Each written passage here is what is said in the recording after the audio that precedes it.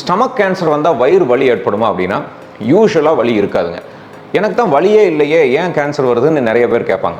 யூஸ்வலாகவே any cancer டைப்பாக இருந்ததுன்னா ஆரம்ப ஸ்டேஜில் வலியே இருக்காது. ரொம்ப அட்வான்ஸ்டு எண்டு ஸ்டேஜ் போகிற அன்னைக்கு தான் அது வந்து வலி ஏற்படும். இது எல்லா கேன்சருக்குமே பொதுவான ஒரு விஷயம். பட் இரைப்பை கேன்சர் வரும்போது ஒரு மைல்டு டிஸ்கம்ஃபர்ட், ஒரு ப்ளோட்டிங் சென்சேஷன், ஒரு உப்பச மாதிரி இருக்கிறது, காற்று சேர்ந்த மாதிரி இருக்கிறது, அசௌகரியமாக இருக்கிறது, இது எல்லாமே மேல் வயிற்றில் இருந்துக்கிட்டே இருக்கும். அந்த ஸ்டேஜில் வந்து நம்ம அந்த ஸ்டமக் வந்து உணவை வந்து கீழே தள்ளி கொடுக்காம அப்படியே இருக்கட்டு பிடிச்ச மாதிரி ஒரு சூழ்நிலை ஏற்படும். வாமிட்டிங்னால சில டைம் பெயின் ஏற்படும். இந்த மாதிரியான ஒரு மைல்டு பெயின்ஸ் தான் எப்போவுமே இருக்கும்.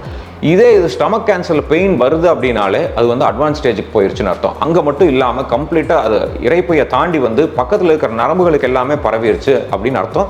லிவர் மெட்டஸ்டாசிஸ் வேற எங்கேயாச்சும் நெறிகட்டி பரவி இருக்கு அப்படிங்கிறது அர்த்தப்படும்.